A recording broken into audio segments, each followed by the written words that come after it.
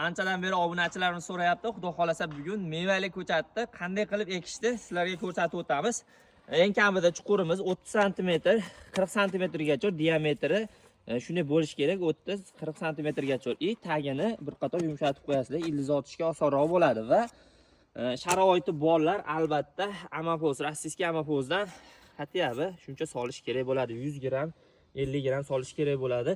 Keyin bozorlardan mevali ko'chat xarid qilganlaringda olib turib, ekishdan oldin albatta bir qator tomirini, o'q tomirlarini kesib ekinglar, chunki bu yoqdan mayda tomirlar chiqarishiga anchagina qulay bo'ladi. Xo'p, mana qaranglar, mana tomirlarni kesdik. Endi ekish jarayoni, bu yerda amapozimiz solindi. Amapozda bir qator aralashtirib olsanglar yana ham yaxshi bo'ladi. Xo'p, payvand bo'lgan joyi, ko'pchilikni qiziqtirgan savol, payvand bo'lgan joyi ko'milsinmi deganlarga, albatta bu mahalliy urug'dan chiqqanning hisobiga ko'mishlari mumkin bo'ladi. Agar karliki M106, M109 olmalarda har xil intensivniy ko'chat bo'ladigan bo'lsa, buni payvand bo'lgan joyini ko'mmaysizlar. Bu sindiros payvanddagilarda albatta ko'mishlari mumkin bo'ladi. Ekish ham qanaqa mana xudo xolasa yerda nami juda ham zo'r, loy qo'lga yopishyapti. Bunga hech qanaqa suv kerak emas. Mana ko'rib turibsizlar. Shu holatda ekib turib, oz-moz bosib qo'yishlarini tavsiya qilamiz. Bir ikkita akalarimiz video qilibdi, bosmaslik yo'q, bosmasangiz bu yerda yomg'ir, qor yoqqanda albatta havo kirish ehtimoli juda ham yuqori tomirga. Havo kiradigan bo'lsa, ko'chat ko'karmay qolishi mumkin.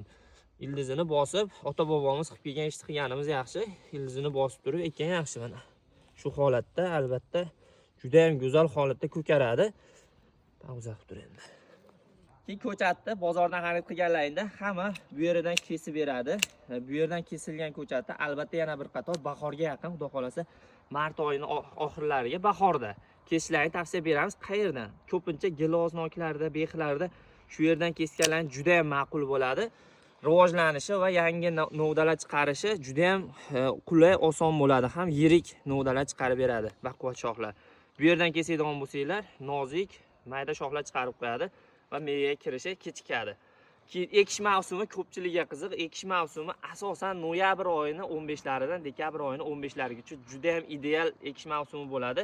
Hozirgi vaqt ham juda ham yaxshi vaqt, lekin noyabrdagiga qaraganda baribir oz-moz orqaga suriladi, chunki ko'chatlar ildizi уже amal olishni boshlaydi. Kim ekmoqchi bo'lsa, mevali ko'chat xarid qilmoqchi bo'lsa, albatta profilimizga o'tsanglar, nomerlarimiz bor, bog'lanib turib xarid qilishlari mumkin bo'ladi. Videomiz yoqqan bo'lsa, boqmoqchi bo'lgan tanishlarimizga albatta shu videoni ulashib qo'yamiz. Like, podpiska bosish esdan chiqmasin.